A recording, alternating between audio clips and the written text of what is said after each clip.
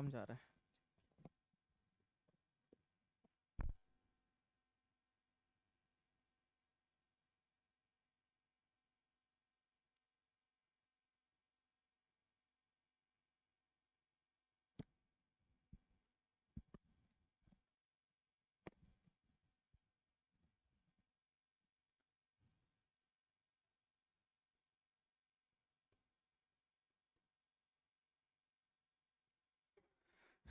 लिखिए इसमें,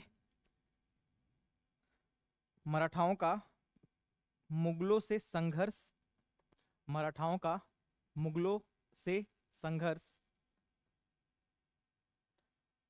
मराठाओं का मुगलों से संघर्ष शाहजहां के काल से ही, शाहजहां के काल से ही प्रारंभ रहा है, प्रारंभ रहा है।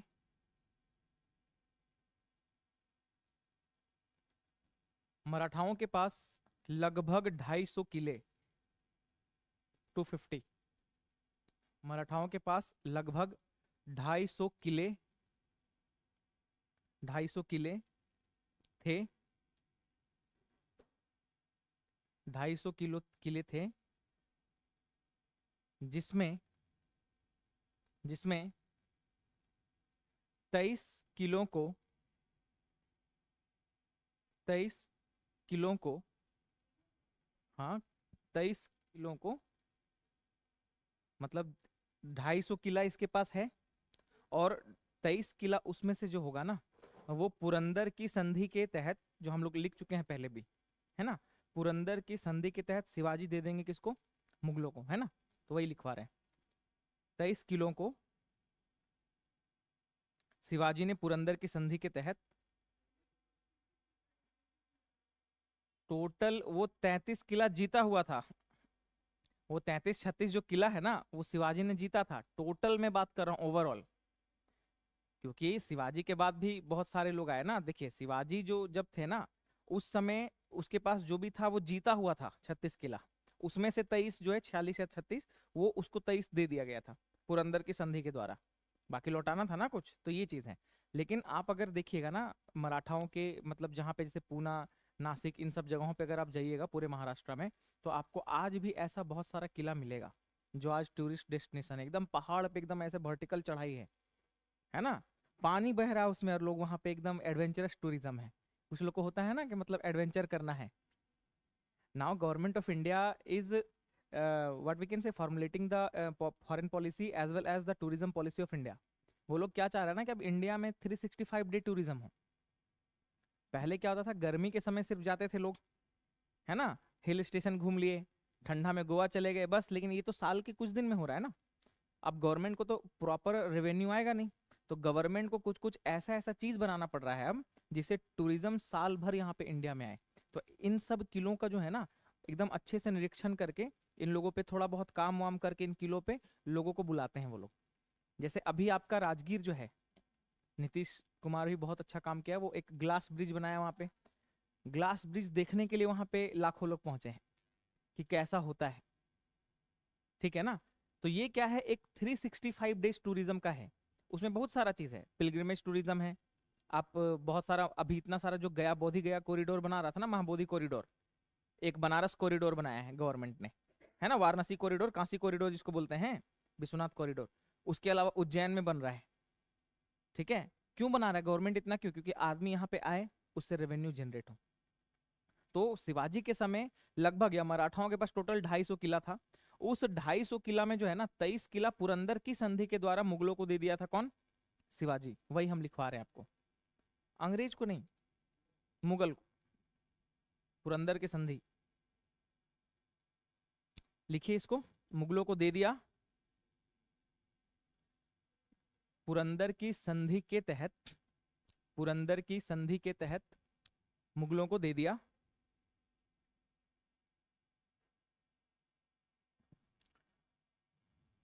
मराठाओं ने पुर्तगालियों से लगभग, मराठाओं ने पुर्तगालियों से लगभग, लगभग 200 तोप, 200 तोप खरीदे थे, 200 तोप खरीदे थे, 200 क्या, पुर्तगाल जब इंडिया आया ना, देखिए पुर्तगाल सबसे पहले भारत आया, और भारत में आने के बाद उसने क्या किया ना, अपना ऑटोनॉमी बहुत अच्छा बनाया। और पुर्तगालियों ने यहाँ पे जब अपना पैर जमाया तो उन लोगों का सबसे बड़ा कंपटीशन बना फ्रेंच और ब्रिटेन। तो उन लोगों ने एक जो यूरोपियन युद्ध पद्धति थी ना, जो तोप वगैरह का यूज हम लोग भी करते थे, है ना। जैसे अगर आप विजयनगर साम्राज्य में अगर आप जाएंगे ना, तो विजयनगर साम्राज्य में आपको बारूद वगैरह का यूज मिलेगा। एक बार क्वेश्चन ऐसी तरीके से आया था आपके बीपीएससी में कि बारूद का सर्वप्रथम उपयोग साक्ष्य कहाँ मिलता है, तो भारत में नहीं ऐसा, और एक यूपीएससी में सेम क्वेश्चन आया था स्टेटमेंट वाइज में, पीटी में, कि गन पाउडर का सबसे पहला प्रारंभ जो भारत में हुआ था वो अफगानों के आने के बाद हुआ, मतलब बाबर के आने के बाद, है ना, ऐसे करके। और लेकिन अब ये स्टेटमेंट सब लोग पढ़ा था क्योंकि बाबर तोप लेके आया था, बाबर गन पाउडर लेके नहीं आया था। गन पाउडर तो हमारे यहाँ पे था, ऐसा थोड़े कि नहीं था। गन पाउडर हम लोगों ने बना के रखा था। विजयनगर साम्राज्य में बहुत सारे जो युद्ध हुए थे ना, उन सब में हम लोगों को पता था कि गन पाउडर का यूज हुआ है। ट्रेसेस मिलता है हम लोगों को बहुत सारे ऐतिहासिक ग्रंथों में, है ना, व्याकरण के ग्रंथों में इन सब चीजों का वर्णन है। लेकिन अब स्टेटमेंट इतना ज्यादा मतलब सटीकता से ये लोग पूछ रहे हैं, तो आपको एग्जैक्ट पता होना चाहिए कि तोप कौन लेकर आया। तो तोप लेकर आया था बाबर। अब तोप लेकर जब बाबर आया था तो तोप तो बारूद से ही चलेगा ना, बिना उसके तो चलेगा नहीं। तो ये स्टेटमेंट थोड़ा सा कंट्रोवर्सी हो जाता, लेकिन अगर ये स्टेटमेंट लिखता कि तोप और बाबर के आने के समय से प्रारंभ हुआ, तो ये थोड़ा सा सहज स्टेटमेंट हो सकता है कि हाँ तोप लाया तो तोप बिना बारूद के कैसे चलेगा, ठीक है ना। तो ये स्टेटमेंट हो सकता है। लेकिन यूपीएससी ने इसका आंसर की जब जारी किया था, तो उन्होंने एक्सप्लेनेशन में एकदम साफ साफ बताया था कि बारूद जो है उसका ट्रेसेस हम लोगों के विजयनगर साम्राज्य में एकदम रहा है, तो वो किसी अफगान के आने से नहीं हुआ। तोप वाला जो पद्धति है, पहले बारूद का प्रयोग हम लोग कैसे करते थे, बारूद को क्या करते थे ना, हम लोग उसको यूज करके मतलब एक बहुत बड़े से मुठरी में इसको बांध के उसको जलाकर फेंक देते थे। तो जब वो वहां गिरता था ना, तो वो क्या करता था, फैलता था, तो हर तरफ आग लग जाता था। बारूद का प्रयोग हम लोग ब्लास्ट करने के लिए नहीं करते थे, हम लोग आग लगाने के लिए करते थे, है ना, इन सब चीजों का। अब नॉर्मल सी बात यह है कि अगर मराठाओं का अगर आप व्यापारिक और सैन्य व्यवस्था देखिएगा ना, तो वो एक बैलेंस अप्रोच में काम कर रहे थे मराठा। वो हर किसी से क्या चाहते थे कि हम मेल मिलाप अपना करके रखें। उनका मेन टारगेट था कौन सा, उनका मुगल था मेन टारगेट था। वो मुस्लिम डोमिनेटेड लोगों को हटाना चाहते थे, वो हिंदू राष्ट्र घोषित करना चाहते थे। सबसे पहले शिवाजी ने हिंदू राष्ट्र का परचम लहराया, उनके पीछे जो आपके बाजीराव प्रथम है, उन्होंने भी उसको उस अभियान को आगे लेकर गए वो, है ना। तो ये पूरी तरीके से जब आप देखिएगा तब उनका आपको पता चलेगा, उनका बिजनेस मॉड्यूल, उनका व्यापारिक गतिविधि वो पुर्तगालियों के साथ भी था, और उनका मतलब ये बिजनेस ऑटोनॉमी ये आपके फ्रेंच के साथ भी था। बाद में जब आप मैसूर पढ़िएगा ना, देखिए जितना भी जो हमारा रिलीजियन जो सॉरी जो जितना भी रीजनल पावर था ना, मैसूर, पंजाब, है ना, और आपका मराठा, हैदराबाद, इन सब का अच्छा संबंध रहा है ब्रिटिशर्स के साथ भी, पुर्तगालियों के साथ भी। तब तक अच्छा संबंध रहा है जब तक इन लोगों का मुख्य मुद्दा व्यापार था। जैसे ही वो लोग राजनीति में दखल अंदाजी करना स्टार्ट करते थे, तब कन्फ्लिक्ट होता था। इसीलिए आपने देखा होगा इतना सारा चीज, जो आंग्ल मराठा युद्ध हुआ, आंग्ल सिंध युद्ध हुआ, आंग्ल पंजाब युद्ध हुआ, है ना, तो ये सारी चीजें, आंग्ल मैसूर युद्ध हुआ, तो ये सारी चीजें तब उत्पन्न हुई जब ब्रिटिशर्स ने व्यापार के अलावा, ट्रेड के अलावा क्या किया, राजनीतिक दखल अंदाजी करना स्टार्ट किया। और कोई भी शासक प्रशासक जो है ना, वो कभी नहीं चाहेगा कि कोई दूसरा बाहर का इंसान आके हमारे राजनीतिक व्यवस्था को खराब करे या उसमें इंटरेस्ट ले। स्टार्टिंग में जब राजनीतिक व्यवस्था को थोड़ा सा चरमराने का कोशिश किए थे औरंगजेब के समय, तो औरंगजेब तो बहुत ज्यादा क्या था, प्रबल शासक था ना, तो आपने देखा था ना कि बहुत मार मारा था अंग्रेजों को। और अंग्रेजों को जब उस समय उन्होंने मारा, तो अंग्रेज एकदम लेट गए थे उनके दरबार में कि भाई साहब आप ही हैं जो हैं, हमसे गलती हुआ। इंडियन जो है, इंडियन जो रिलीजन मतलब रीजनल पावर जो थे ना, जो स्थानीय जो मतलब प्रशासक थे जैसे मराठा, इन लोगों में एक चीज था ना, ये लोग राजा महाराजा वाला अपना बात विचार करते थे, किसी के सामने झुकेंगे नहीं। गलती हुआ तो उसको मतलब सुधारेंगे नहीं कि हम इस तरीके से। इसीलिए तो हमारे आप यहाँ पे देखिएगा ना भारत में कि बहुत सारे राजा महाराजा, उन लोगों ने कोई भी तरह का षड्यंत्र नहीं रचा और उनको गंवाना पड़ा अपना जान। जैसे एक मोहम्मद गौरी है और एक पृथ्वीराज चौहान है ना। मोहम्मद गौरी को इतना बार हराया वो, पृथ्वीराज चौहान हराया ना उसको, और पृथ्वीराज चौहान को मोहम्मद गौरी बस एक बार हराया और पूरी उसको जान से मार दिया भाई। समझ पा रहे हैं आप? वो इतना बार चढ़ाई किया भारत में, इतना बार युद्ध मतलब हारा, उसको हर बार पृथ्वीराज चौहान बोल रहा है जाओ दूध दही खा के हॉर्लिक्स पी के आना, अगली बार फिर से मौका दिए।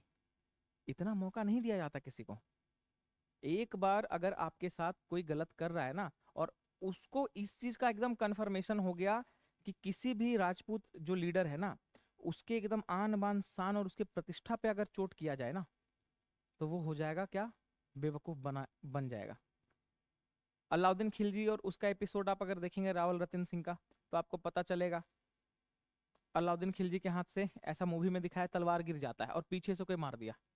ठीक है ना, ऐसा नहीं हुआ। हालांकि हम मानते हैं कि इतिहास में कुछ चीजें सही होगी भी, जो आप लोगों को शायद नहीं पता है क्योंकि आप उस समय के नहीं। हम लोग तो जो लोग लिख कर गए हैं वही पढ़ रहे हैं ना, तो बहुत सारी चीजें गलत भी हो सकती हैं। हो सकता हो कि मतलब अलाउद्दीन खिलजी से हारा मतलब एकदम बुरी तरीके से पराजित हो गए होंगे ये। महिलाओं को जौहर करने का जरूरत क्यों पड़ा, क्या रीजन है? कुछ ना कुछ रीजन रहा होगा, तभी तो मतलब वो जौहर कर रहे थे ना। हस्बैंड हार गया है, हस्बैंड कैसे हार जाएगा? तो युद्ध पद्धति हमारे यहाँ पे फॉलो हम लोग बहुत अच्छे से करते थे। और जो षड्यंत्रकारी जो कूटनीति है ना, ये लोग विदेश से लेकर आए, क्योंकि उनका प्रमुख जो कारण था ना, वो था राजतंत्र में दखलंदाजी देना, राज करना। भारत में कोई राज करने की दृष्टि से नहीं आया था। भारत में सबको दिखा पैसा, और पैसा दिखा मतलब एक खजाना दिखा, तो सब चाह रहा था खजाना मेरे पास हो जाए। भारत में आया, कुछ लोगों को यहाँ का परिवेश पसंद आ गया, उसको लगा कि यहाँ पे अच्छे से लोग तो यहाँ पे बेवकूफ हैं। लोग क्या है, बहुत टॉलरेंट है। पूरे दुनिया में सबसे ज्यादा टॉलरेंट इंसान भारत का है। अंग्रेज आया भाई साहब, 30-35 हजार 40 हजार अंग्रेज जो है ना, लगभग 40 करोड़ पे राज करके गया है। क्यों? क्योंकि हमारे यहाँ पे यूनिटी नहीं था। और हमारे यहाँ पे जो यूनिटी नहीं है, तो आप इसको समझिए कि कितना स्थिति खराब है। आज भी हम लोग इन सब चीजों को जो देख रहे हैं, कहीं ना कहीं ब्रिटिशर्स हो, चाहे फ्रेंच हो, चाहे पुर्तगाली हो, इन सब का एक ही मतलब चीज था कि हमको यहाँ के शासकों के बीच में फूट करवाना है। अब एक चीज समझिए, फ्रेंच जब मराठाओं को थोड़ा सपोर्ट दे रहा था ना 64 के बाद, आने के बाद अपना स्थापित किया था, तो थोड़ा सा कॉन्फ्लिक्ट हुआ था स्टार्टिंग में। लेकिन उसके साथ जब हुआ, तो इससे पुर्तगाली डर गए। पुर्तगालियों को लगा कि भाई साहब ये तो उसके साथ संबंध स्थापित कर लेगा, तो गोवा वाले रीजन में, महाराष्ट्र वाले रीजन में तो मराठाओं का था ही ठीक ठाक बिजनेस, ठीक ठाक उनका ऑटोनॉमी पावर था। तो उन लोगों ने क्या किया, पुर्तगालियों ने कुछ कुछ चीज फ्री में दे दिया होगा मराठाओं को कि आपसे हम खुश हैं, आपसे संबंध रखना चाहते हैं। और संबंध पहले के समय कैसे बनता था, लेन देन से, कुछ आपको अच्छा लगा हम गिफ्ट कर दिए। जैसे रंजीत सिंह का आपको मैंने जब बात बताया था कि रंजीत सिंह जो थे ना, वो तोप गिर गया था कहाँ पे, पानी में, नदी में गिर गया था। वो चाहता तो भाई साहब रख सकता था, वो गिफ्ट कर दिया उसको, भाई निकाल के यार लो तुम्हारा चीज, हम लेके क्या करेंगे। आप समझ रहे कितना मतलब, देखिए हंसने का बात नहीं है। हम लोगों में आज भी जो है ना प्रिंसिपल हमारा, बताइए कहाँ पे है। युद्ध, विस्तार नीति सब अलग जगह पे, मानवता का प्रिंसिपल अपने जगह पे। शायद यही रीजन भी रहा है कि भारत इतना कुछ होने के बाद भी आज अपने दम पे खड़ा है। ठीक है ना, तो एक गर्व करने वाली बात है कि हमारे यहाँ पे ऐसे शासक हुए, और हमारे यहाँ पे इतने शासक हुए, चाहते तो युद्ध कर सकते थे। हाँ, आपस में हमारे शासकों का नहीं बनता था, क्योंकि यहाँ पे राजपूताना में अलग 4-5 गो है, सब अपने आप को लीड कर रहे हैं। जैसे आज के पॉलिटिक्स में आप क्या देखते हैं, हर आदमी हर जाति का सरगना बना हुआ है कि हम ही हैं आपके लिए, सारा चीज है। और हम लोग क्या है, फिर से बट रहे हैं। इतना प्रबल शासक, इतना प्रबल शासन प्रणाली, इतना अच्छा मानवता का सिद्धांत को अगर पालन करने के साथ सिर्फ एक चीज हमारे यहाँ पे रहता ना, यूनिटी, तो कम से कम 50 गो अमेरिका मिला के जितना उसका रेवेन्यू नहीं होता ना, उससे ज्यादा हमारा एक आध 2 गो स्टेट का होता। ठीक है ना, ये चीज है। आप समझिए ना, इतना 100 साल गुलाम रहने के बाद आज दुनिया का तीसरा या चौथा अर्थव्यवस्था बन के खड़ा है भारत। इतना शोषण होने के बाद कितना चीज लेकर चला गया ब्रिटेन वाला। हम जब आजाद हुए तो हमारे पास कुछ भी नहीं था, ऊपर से एक हरामखोर पाकिस्तान उसी समय युद्ध भी कर दिया हमसे। समझ रहे हैं ना। पहला तीसरा मतलब आएंगे, इस पे हम लोग बात करेंगे विस्तार से, लेकिन ये सारी चीजों को आपको समझना पड़ेगा। तो अंतरराष्ट्रीय मुद्दा या व्यापार का मुद्दा हो या कोई भी कंट्री का मुद्दा हो, कोई भी एक पावर, ये आप नॉर्मल बोलचाल के भाषा में भी आप समझ सकते हैं एकदम। आपका रिश्ता किसी से अच्छा है, अगर उसका रिश्ता किसी और से अच्छा होने लगेगा तो आपको इसमें परेशानी होगी। वो चाहे आपका दोस्त हो या फैमिली मेंबर हो, हस्बैंड हो, वाइफ हो, कोई भी हो। ठीक है ना, क्योंकि यहाँ पे हर आदमी कंधा देने के लिए रेडी है। ठीक है ना, तो इस चीज को समझना है। दो बायलेटरल ट्रेड, जो बायलेटरल ट्रेड होता है ना, बायलेटरल ट्रेड का सबसे बड़ा खासियत यह है कि ये बहुत ज्यादा दिन तक प्रबल तरीके से चल नहीं पाएगा, क्योंकि इंसान की जरूरतें बहुत ज्यादा है। आज जैसे हमको आलू चाहिए, आपसे टमाटर हम ले ले रहे हैं, बार्टर है। लेकिन कल के डेट में अगर हमको प्याज चाहिए होगा तो हमको तो दूसरा आदमी ढूंढना पड़ेगा ना भाई। तो ट्रेड तो यही है। आज आपका एक इंटरेस्ट, अगर आपका जो भी चीज आपको रिक्वायरमेंट है वो किसी देश से पूरा हो जा रहा है, और कल के डेट में कोई दूसरा देश सेम चीज आपको सस्ते में दे रहा है, तो आप कहाँ से लीजिएगा? वही सेम चीज सेम क्वांटिटी अगर आपको वहां से मिल रहा है तो आप वहां से लीजिएगा। ठीक है ना, तो यही होता है ट्रेड। तो जब फ्रांसीसी और पुर्तगालियों के बीच में कन्फ्लिक्ट था तो मराठाओं को दोनों सपोर्ट करते थे, क्योंकि मराठाओं का साथ दोनों को चाहिए था और मराठाओं को भी चाहिए था। तो फ्रांस से बहुत सारा जो होता है युद्ध प्रैक्टिस, टैक्टिक्स, ये सब सब सीखते थे वो लोग, और उनको भी सिखाते थे गुरिल्ला वार पद्धति। और फ्रांस पुर्तगालियों से क्या है, तोप वोप का लेना देना। ठीक है ना। पुर्तगाली का डायरेक्ट कहना था कि आप अपने जितने भी जो है ना, आप अपने जो क्या बोलते हैं, आप जो अपना शासन व्यवस्था है या सैन्य व्यवस्था है, इसमें अगर आप तोप वगैरह या बहुत सारी चीजों को अगर ले आएंगे ना, कोई मतलब टेक्नोलॉजिकल वेपन कुछ ले आएंगे, तो हो सकता है कि आपका सैन्य सुरक्षा और ज्यादा बढ़ जाए और ज्यादा प्रबल हो जाए। तो ये सारी चीजें हैं। तो हमारा संबंध सबके साथ रहा है। डिपेंड ये करता है कि समय पे आपका साथ कौन देता है। और जो भी व्यापारी कंट्री है ना, जो भी व्यापारिक देश आए हुए थे, फ्रेंच रहे, पुर्तगाल रहे, ब्रिटेन रहे, कोई भी रहे, किसी से कोई मतलब नहीं। हमारा जो तत्कालिक रूप से हमारे इंटरेस्ट को पूरा करेगा, सर्वाधिक अच्छा संबंध हमारा उसके साथ रहेगा। जैसे हम अमेरिका से कितना भी कुछ कर लें, रशिया से कुछ भी कर ले, या पूरी दुनिया के हर देश से मतलब हम कुछ भी खरीद व्यापार कर ले, रिश्ता कितना भी अच्छा बना दें, रसिया के साथ हमारा रिश्ता, इसराइल के साथ हमारा रिश्ता कभी खराब नहीं होगा। क्यों? क्योंकि आज तक सबसे ज्यादा यूनाइटेड नेशन सिक्योरिटी काउंसिल में सबसे ज्यादा बार वीटो पावर का यूज किया है रसिया, और सबसे ज्यादा बार भारत को बचाने के लिए किया है। तो ये चीज भारत कभी नहीं भूलता। कभी कभी जो रशिया यूक्रेन के बीच में जो लड़ाई हो रहा था, इसमें भारत क्या किया? भारत इलेक्शन पार्टी नहीं लिया, बोला ना हम पक्ष में बोलेंगे ना विपक्ष में बोलेंगे। रशिया बोला एकदम सही बात है, क्योंकि बायलेटरल ट्रेड हम लोग समझते हैं, रशिया और मेरा रिलेशन अच्छा है, लेकिन अमेरिका के साथ भी तो है। हम ऐसा भी नहीं कि फुल प्रूफ सपोर्ट दे दे उसका। हम डेमोक्रेसी है, पूरी दुनिया का सबसे बड़ा लोकतंत्र देश है। भारत का पलड़ा जिसके तरफ रहेगा ना, वो पलड़ा भारी हो जाएगा। तो भारत इस लेवल पे आज के डेट में पहुंचा है, और इसके पीछे ऐतिहासिक पहलू रहा है। आने वाले समय में हो सकता है 4-5 साल में हम लोग सेकंड नंबर पे आ जाए। अगर इसी तरीके से सारा कुछ रहा तो बहुत आगे तक हमारा देश, हमारा राज्य व्यवस्था बहुत आगे तक जा सकता है। ठीक है, समझ गए आप?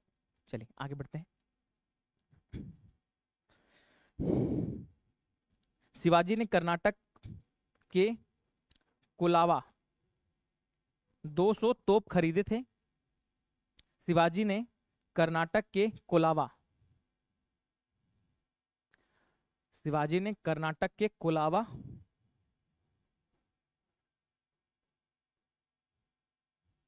शिवाजी ने कर्नाटक के कोलावा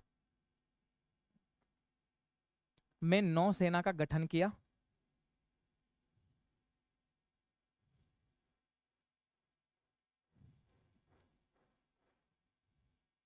और सबसे इंपॉर्टेंट चीज नोट में डालकर लिख लीजिए, मराठा सैनिकों को धार्मिक स्थल, मराठा सैनिकों को धार्मिक स्थल, मराठा सैनिकों को धार्मिक स्थल, बच्चे, मराठा सैनिकों को धार्मिक स्थल, कौमा बच्चे, कौमा महिला, तथा आम नागरिकों को, या आम नागरिकों पर कर लीजिए, आम नागरिकों पर आक्रमण, आक्रमण पर निषेध था।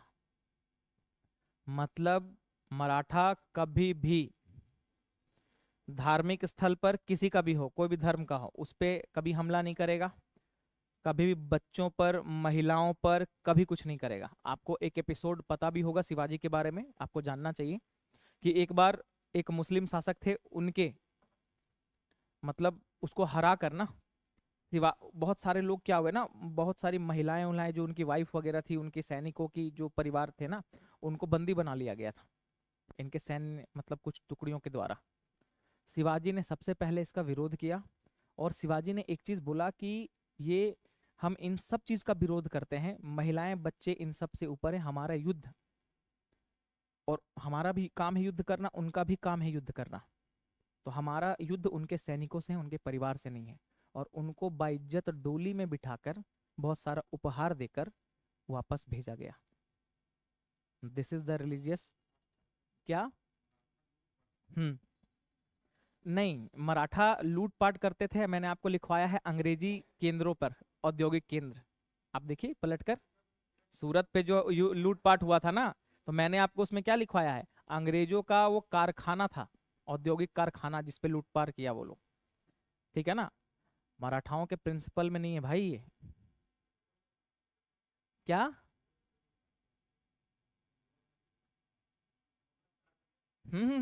देखिए, खजाना लूटना और किसी भी तरीके का प्लंडर करना, ये अलग चीज है। खजाना लूटना का मतलब क्या है कि मेरा टारगेट है खजाना, उसका जो रक्षा कर रहा है सैनिक, उसको मार सकते हैं हम, और इसी को बोल रहे हैं लूट। लेकिन जब बाहर से आक्रमणकारी आक्रांता आया ना भारत में, उनका ये पैटर्न नहीं था। नादिर शाह आया, वो तो लूट कर गया, लूटने के बाद सारा चीज तहस नहस कर दिया, जो भी मिलता चला गया, महिलाएं बच्चे किसी को नहीं छोड़ा, रेप किया, मर्डर किया सबका, इस तरीके से। मराठा कभी इस तरीके से कोई भी काम नहीं करे। हाँ, मराठा में एक टुकड़ी थी जिसका नाम था पिंडारी, वो इस चीज को एकदम नहीं मानते थे, मराठाओं मतलब मराठा से बहुत डरते थे वो। लेकिन उनका भी व्यवस्था ये था ना कि वो भी लूटपाट का ही जिंदगी कर सकते थे। अब एक छोटा सा चीज आप समझिए, अक्सर आप सुने होंगे ना कि बहुत, चंबल का नाम सुने आप? चंबल कहाँ पे है? मध्य प्रदेश। क्यों फेमस है?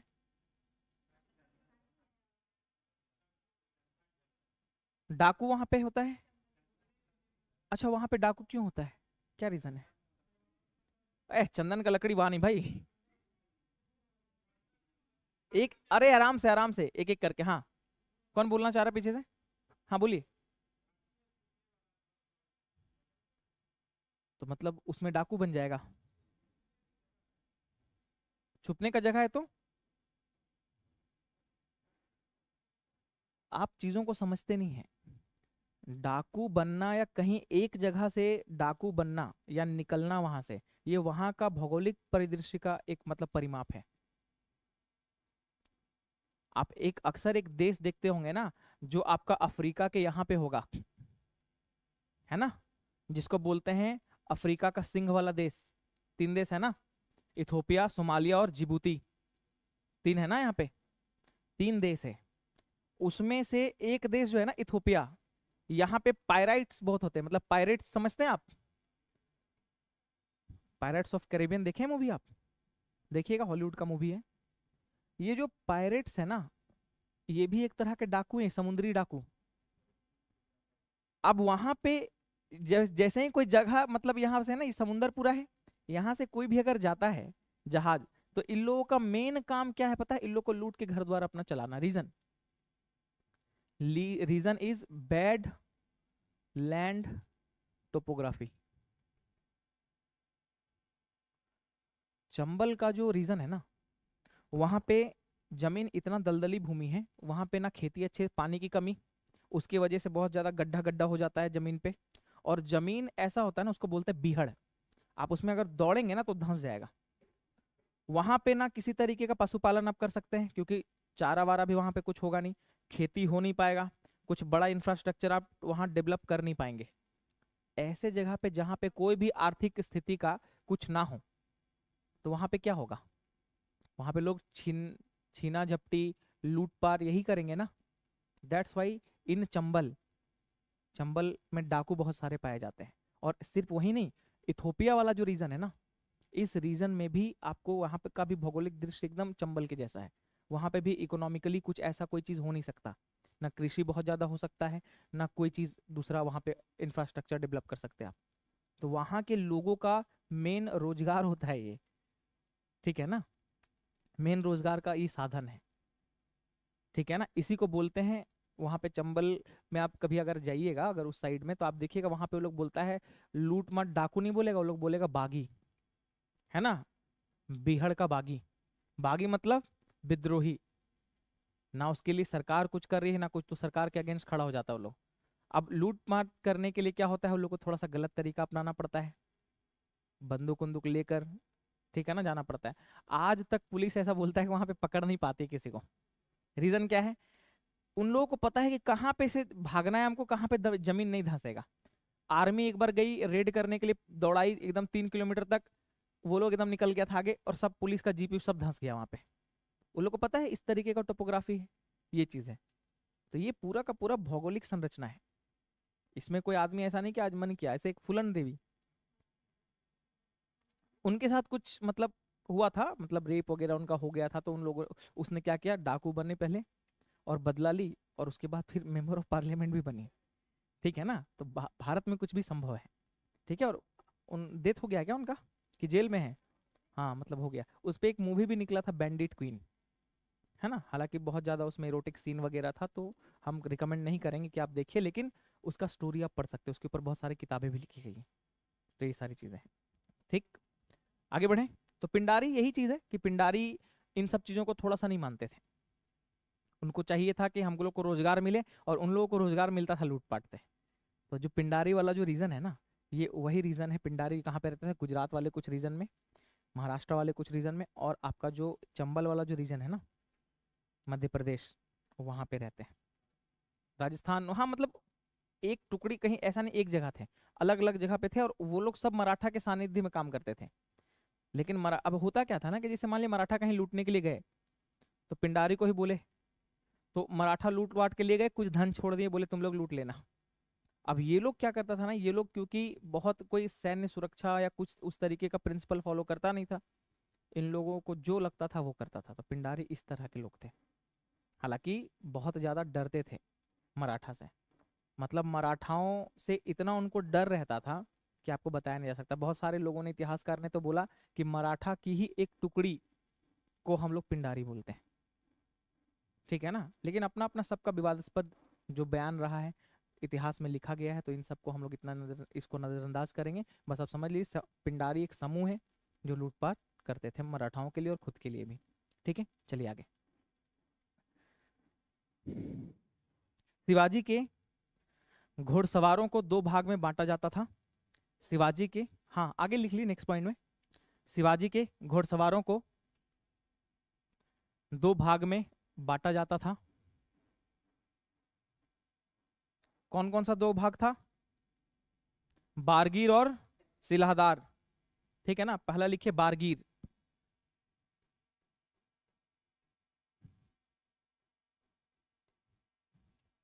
एक बारगीर है, दूसरा है सिलाहदार, ठीक है। बागीर, बारगीर, बरगीर सब एक ही चीज है भाई, नाम अपना अपना अपने हिसाब से लोग लिख देता है, ठीक है ना। बागीर या बागी भी बोलते हैं इसको कभी कभी। लिखिए, यह स्थाई घोड़सवार थे, यह स्थाई घोड़सवार थे, हाँ बागीर में, यह स्थाई घोड़सवार थे, यह स्थायी घुड़सवार थे और नियमित रूप से सेना में रहते थे।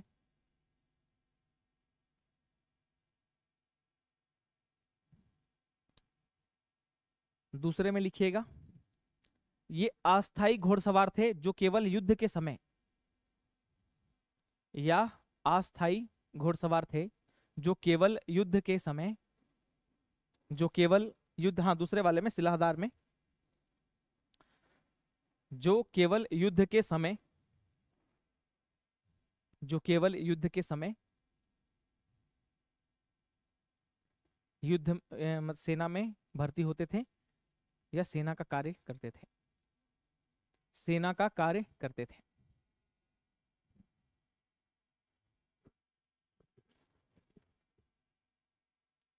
ठीक है। पैदल सैनिक को क्या बोलते थे? इसके मराठा के पैदल सैनिक को पागा बोलते थे। इसको बस छोटा सा कहीं लिख लीजिए, जो पैदल सैनिक होते थे ना उनको बोलते थे पागा। हाँ, अब लास्ट टॉपिक मराठा में हम लोगों का बच गया है, मराठा राजस्व व्यवस्था। इसको भी लिख लीजिए आप।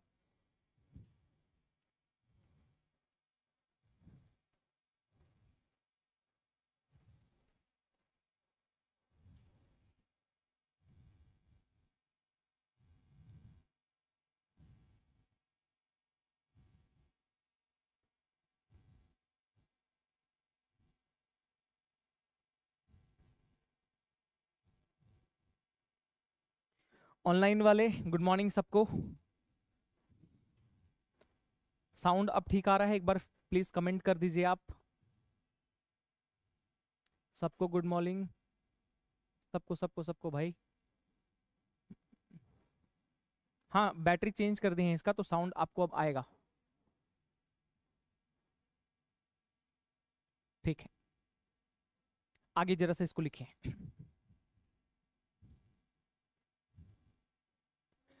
मराठाओं की कोई व्यवस्थित राज व्यवस्था, मराठाओं की कोई व्यवस्थित राज व्यवस्था नहीं थी। मराठाओं की कोई भी व्यवस्थित राज व्यवस्था नहीं थी।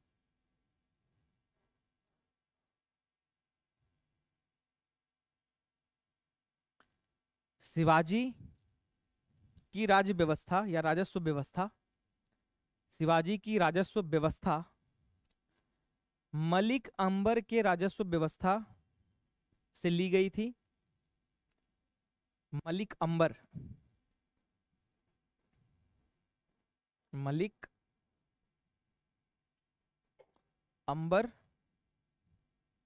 के राजस्व व्यवस्था से ली गई थी। शिवाजी के समय राजस्व का सबसे बड़ा स्रोत, शिवाजी के समय राजस्व का सबसे बड़ा स्रोत, सबसे बड़ा स्रोत कृषि, कृषि कर था। लिख लीजिए, कृषि कर या भूमि कर था।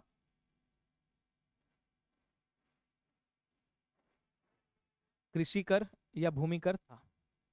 शिवाजी ने कृषि कर को 33% से बढ़ाकर,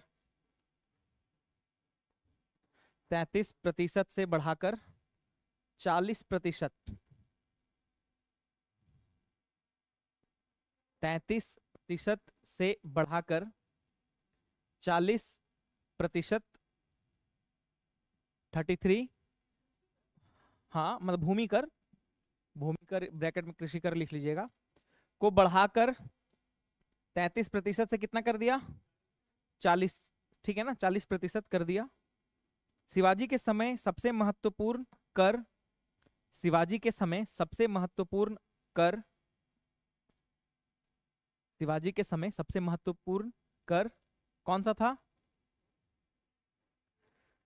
चौथ और सरदेशमुखी, चौथ और सरदेशमुखी।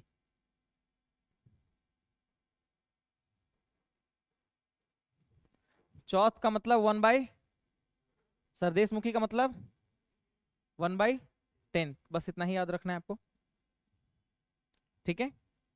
चौथ के बारे में थोड़ा सा लिख लीजिए, लिखवा ही देते हैं, क्या है चौथ। चौथ शिवाजी अपने पड़ोसी राज्य से लेते थे। चौथ शिवाजी अपने चौथ शिवाजी अपने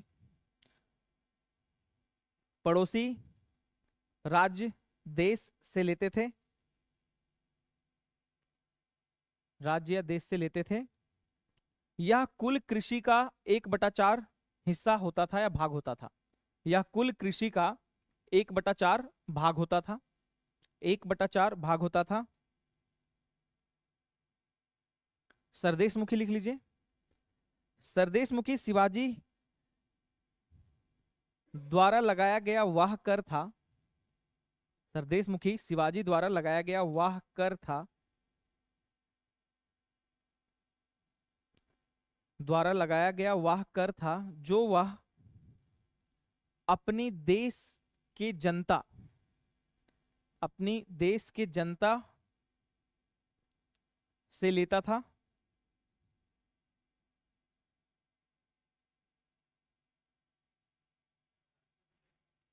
हाँ, अरे मतलब उसी समय देश हो गया ना उसका, वो अपना एक साम्राज्य है, इसीलिए देश लिखवाए हैं, ठीक है ना। उस समय ना देश का कॉन्सेप्ट है ना उस समय राज्य का कॉन्सेप्ट है, वो बस आपका साम्राज्य का कॉन्सेप्ट है। तो बस आप समझने के लिए आपको देश लिखवा दे, शिवाजी का जो चल रहा है अपना।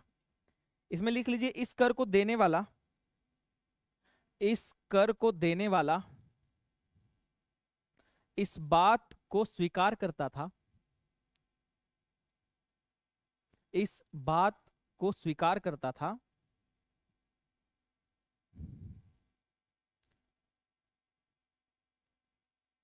इस बात को स्वीकार करता था कि मराठा साम्राज्य का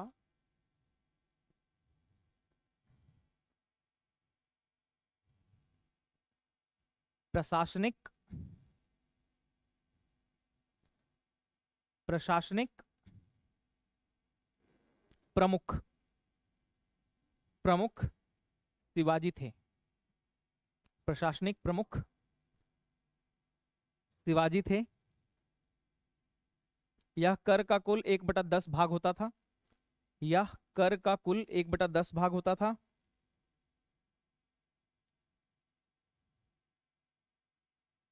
और एक नोट देके लिखिएगा, मराठा साम्राज्य में मराठा साम्राज्य में राज्य व्यवस्था की सबसे छोटी इकाई राज्य व्यवस्था की सबसे छोटी इकाई गांव थी।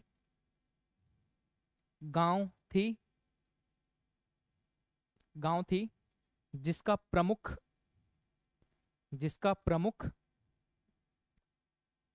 पटेल होता था। पटेल, गांव के प्रमुख को पटेल कहते थे, ठीक है। अब समझिए थोड़ा, हमारा ये मराठा का टॉपिक कंप्लीट हो गया। इसके अलावा आप एनसीईआरटी वगैरह से पढ़ सकते हैं, या आपको इसके अतिरिक्त अगर पढ़ना पड़े तो आप बिपिन चंद्रा या वो पढ़ लीजिएगा, स्पेक्ट्रम, है ना। मराठा यहाँ पे हम लोग का समाप्त होता है। लेकिन आप थोड़ा सा इसमें समझिए क्या है। कोई भी जो साम्राज्य होता है ना, उसका 3-4 इकाई होता है। एक सैन्य संगठन होता है, उसका प्रशासनिक व्यवस्था होता है, राजस्व व्यवस्था होता है ना। और इन सबको मिलाकर एक साम्राज्य का निर्माण होता है। राजस्व व्यवस्था किसी भी साम्राज्य के वर्चस्व को प्रभावित करता है, क्योंकि जितना ज्यादा राजस्व व्यवस्था अच्छा होगा उतना अच्छा टैक्स कलेक्शन होगा, कर व्यवस्था उतनी अच्छी होगी, साम्राज्य के पास उतना ज्यादा पैसा होगा और उतना ज्यादा उसका प्रबल सैनिक होगा। क्योंकि सैनिक को पेमेंट करना, अब जैसे आपने 2 चीज इसमें सुना होगा कि 2 तरह का घुड़सवार है। कौन कौन? बारगीर और सिलाहकार, या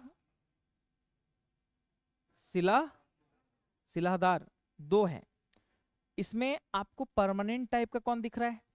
अगर राजस्व व्यवस्था बहुत ज्यादा अच्छा होता तो परमानेंट आर्मी रख सकता था। जैसे अलाउद्दीन खिलजी ने पहली बार परमानेंट रखना प्रारंभ किया, है ना। थोड़ा सा समझिए क्या है। बीपीएससी का फेवरेट क्वेश्चन है, मुगल कालीन से पूछता है अलाउद्दीन से क्वेश्चन ना, कि वह कौन सा शासक था जिसने अपना कर 50% बढ़ा दिया था, मतलब टैक्स जो है ना 50% तक कर दिया था, मतलब जितना उपज होगा ना उसका 50% आपको टैक्स देना पड़ेगा। कौन था? अलाउद्दीन खिलजी। लिख लीजिए कहीं पे आप इसको नोट बना के, एक बार नहीं हमको लगता 10 बार अलग अलग एग्जाम में बीपीएससी पूछा है इस चीज को। मुगल कालीन,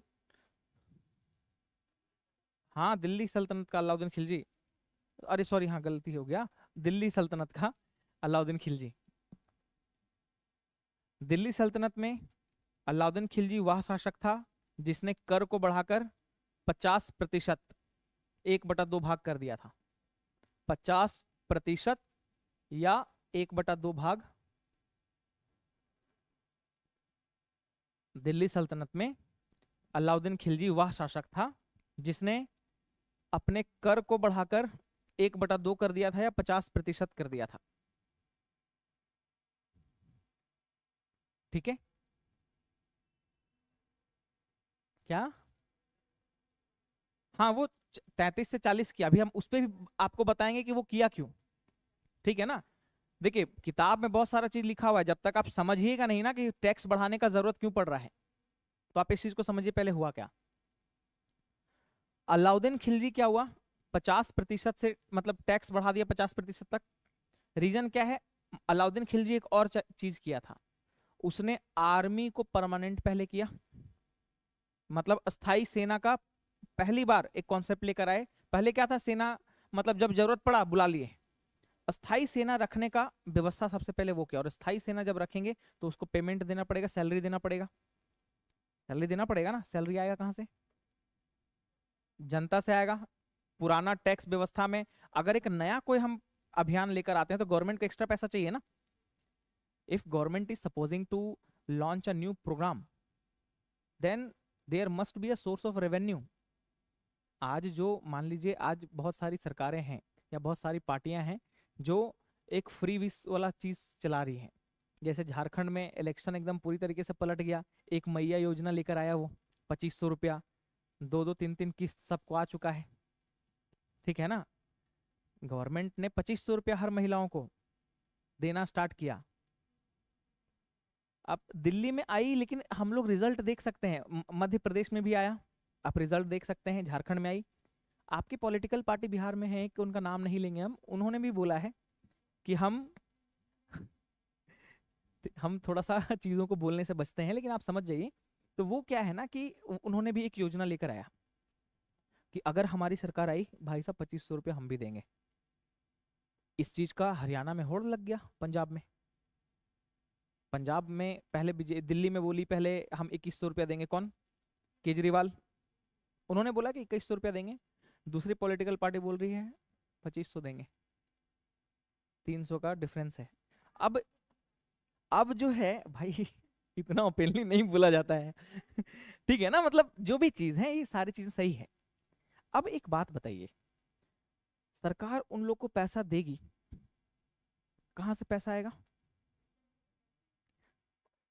और जनता का टैक्स का अभी ब्यौरा उठाई हुई है निर्मला सीतारमन, उधर सरकार बोल रहा है कि हम पैसा पे पैसा देंगे, ये पॉपकॉर्न ढूंढ रही है टैक्स लगाने के लिए, और भी चीजें ये देख रही है कि कहाँ पे लगाया जा सकता है टैक्स। आपको लग रहा है कि गवर्नमेंट का कोई भी इनिशिएटिव जो है ना इतना आसानी से काम करता नहीं। गवर्नमेंट हर चीज को जो देती है ना उससे पहले उसके उसका आना कहाँ से, वो पैसा, इस चीज के बारे में सोचती है, सोर्स ऑफ इनकम। अगर अलाउद्दीन खिलजी के समय कोई भी एक नया व्यवस्था इस तरीके से बनता, स्थायी सेना का, तो अगर स्थायी सेना 1 2 3 तो रखता नहीं, कम से कम हजारों में होती, हजारों में अगर उसकी संख्या रहती तो हजारों को पेमेंट भी देना पड़ता। हजारों को पेमेंट देने के लिए एक व्यवस्था क्या था हमारे पास, सोर्स ऑफ रेवेन्यू क्या है, सिर्फ कृषि है, और तो कुछ ऐसा था नहीं बहुत बड़ा पैमाने पे। तो कृषि का उन्होंने क्या किया, 50% कर दिया। बाद में ये कॉन्सेप्ट आगे की तरफ बढ़ता चला गया। ठीक है ना, कुछ लोग उसके बाद आए, जैसे आपके बिहार में भी एक आदमी थे, उनका नाम था शेरशाह सूरी, उन्होंने भी सेम पद्धति को अपनाया। उन्होंने हुलिया दागी सिस्टम सारा चीज उन्होंने किया, अलाउद्दीन खिलजी जो कर रहा था वो भी वो इन्होंने किया। समझ पा रहे हैं आप? शिवाजी के साथ प्रॉब्लम ये था, शिवाजी हिंदू राष्ट्र का निर्माण करना चाह रहे थे, और हिंदू राष्ट्र के निर्माण में एक बहुत बड़ी सेना उनके पास होनी चाहिए थी। और सेना होना उस समय के, मतलब एक तो हम दुश्मनों से घिरे हुए हैं, दुश्मनों से हैं, हैदराबाद निजाम मराठों के साथ कभी संबंध अच्छा नहीं रहा उसका, वो हमेशा जो है ना इसका एकदम उंगली करते रहा इसको, जो आपका मतलब हैदराबाद है। इधर औरंगजेब परेशान किए हुए था, और जो विदेशी कंपनी है जो अपना व्यवस्था जो व्यापार का कर रही थी, उन लोगों में भी कौन मतलब एक तरह का कंपटीशन था कि हम मराठाओं से करेंगे, हम करेंगे, है ना। तो इन सब चीजों से घिरे हुए शिवाजी, इनको लगा कि एक हमारा भी सेना होना चाहिए, और बड़े पैमाने पे सेना होना चाहिए, और सेना में कोई ऐसे ही थोड़े चला जाएगा जान देने के लिए, उसके लिए उसको चाहिए पैसा।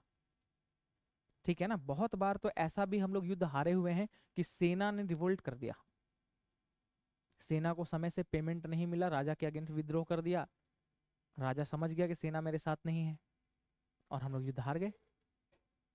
तो एक सेना को, प्रबल सेना को जितना अच्छा राजस्व व्यवस्था रहेगा ना, उतना अच्छा रहेगा। आप थोड़ा सा फ्लैशबैक में जाइए, अशोक, चंद्रगुप्त मौर्य, इनका सेना बड़ा प्रबल था।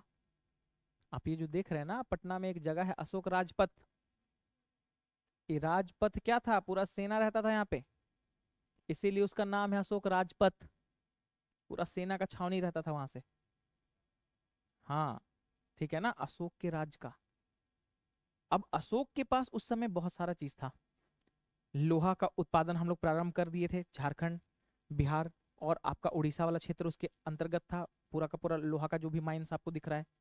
इसके अलावा फॉरेस्ट विभाग, पूरा का पूरा जंगली, झारखंड उरखंड वाला जो एरिया है पूरा जंगल था, हाथी घोड़ा जंगल है तो हाथी घोड़ा सब होगा यहाँ पे। तो इन सारे चीजों के अलावा कृषि के लिए एकदम उपयुक्त भूमि, गंगा का मैदान, सोन और बहुत सारा जो नदी है, इसके लिए सारी चीजें हुई। उपजाऊ मिट्टी था, उपजाऊ मिट्टी का मतलब कृषि अच्छा, कृषि अच्छा का मतलब राजस्व अच्छा, राजस्व अच्छा का मतलब सेना भी अच्छा। ऊपर से इतना सारा इंडस्ट्री, मतलब जो हमारा माइंस वगैरह था, माइंस का मतलब लोहा तो निकाल ही रहे थे ना। आपको ये चीज जानकर हैरानी होगी कि चंद्रगुप्त मौर्य और अशोक के समय दूसरे साम्राज्य को हम लोग बहुत सारा जो वार का वेपन होता था ना, बना बना कर हम लोग देते थे। We were the exporter of the arms during the period of Chandragupta Maurya and Ashoka. Ashoka सिर्फ अपने लिए उपकरण नहीं बनाता था, और लोग यहाँ से खरीद कर ले जाते थे उपकरण, तो एक वो भी पैसा आता था, इसलिए इतना समृद्ध राज्य था। समझ पा रहे हैं, इसलिए सेना भी थी इतनी बड़ी सेना, क्योंकि उसको कुछ खरीदना पड़ नहीं रहा, सब तो देश में ही बन जा रहा, राजस्व भी है, कृषि है तो राजस्व है, तो एकदम कुशल मंगल से सारा चीज चल रहा है। और जो सेना और जो भी साम्राज्य में बहुत ज्यादा एकदम कुशल मंगल से उसका एकदम राजस्व व्यवस्था सुदृढ़ होगा, वो पावरफुल रहेगा ही रहेगा, ये इतिहास के पन्नों में दर्ज है, कहीं पे भी होगा वो पावरफुल रहेगा। तो यही सारा चीज है। तो हम लोग इस टॉपिक को कर लिए हैं, अब हम लोग जो इसके बाद जो नया टॉपिक करने वाले हैं ना, टाइम है हम लोगों के पास ना अभी? ठीक है, 15 मिनट, हाँ आधा घंटा है हमारे पास भी। तो हम लोग नया टॉपिक जो है ना वो स्टार्ट कर लेते हैं। नया टॉपिक का हमारा नाम है सामाजिक सुधार आंदोलन, लिख लीजिए इसको।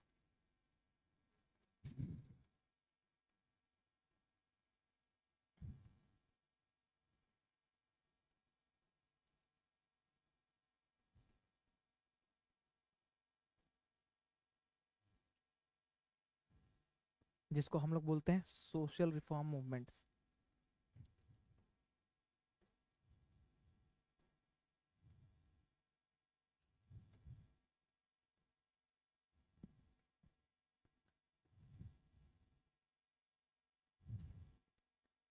ठीक है, सामाजिक सुधार आंदोलन, इसके बारे में हम लोग आज बहुत ज्यादा लिखने पे विश्वास नहीं करेंगे, थोड़ा सा समझने का प्रयास करेंगे कि क्या चीजें मतलब हो रही है उस समय, है ना। उसके बाद फिर हम लोग इसके बारे में बात करेंगे। आज हम लोग थोड़ा सा इसको समझते हैं क्या है सामाजिक सुधार आंदोलन। कल हम लोग लिख लेंगे, इसमें से क्वेश्चन बनता है हर साल, एक दो क्वेश्चन इससे बन सकता है आपका, है ना, क्योंकि सबसे हॉट टॉपिक रहता है ये सामाजिक सुधार आंदोलन। क्योंकि समाज में सुधार करने का जरूरत क्यों पड़ा, आखिर ऐसी क्या।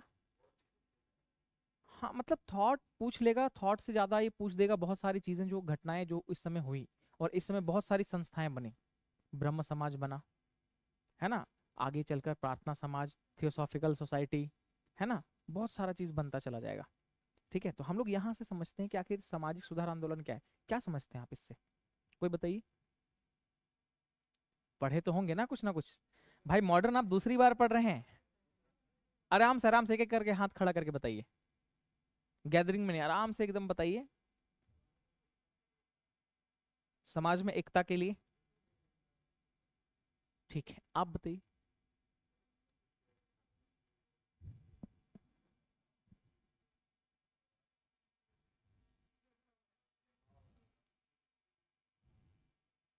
आप बताइए।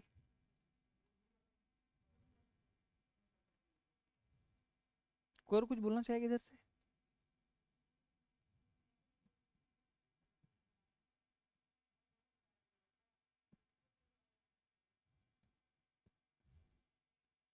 और कुछ? और कोई?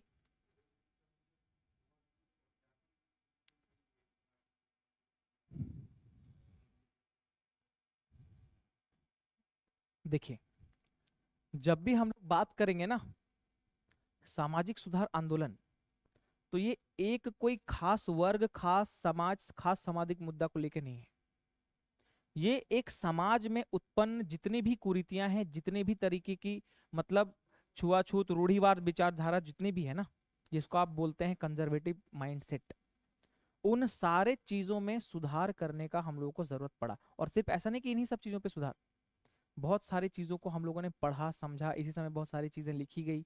जैसे सेम चीज को हम लोग जैसे इसको बोलते हैं इंडियन रिनेसा, भारत का पुनर्जागरण, जो आपका एक वेस्टर्न यूरोप में हुआ था ना, पंजाब, फ्रांस में, जो रेनेसा स्टार्ट हुआ, मतलब वहां पे फ्रेंच रिवॉल्यूशन हुआ। उससे पहले क्या, ना ना, अरे पूरे यूरोप में चल रहा था ये सामाजिक। यूरोप एक समय तक डार्क एज में था। उसके बाद वहां पे बहुत सारी चीजों में ना अचानक से क्या हुआ, बहुत ज्यादा परिवर्तन होना स्टार्ट हुआ, क्योंकि बहुत सारे लोग बाइबल जो पढ़ रहे थे ना, बाइबल और चर्च उसको उसका संरक्षण दे रही थी।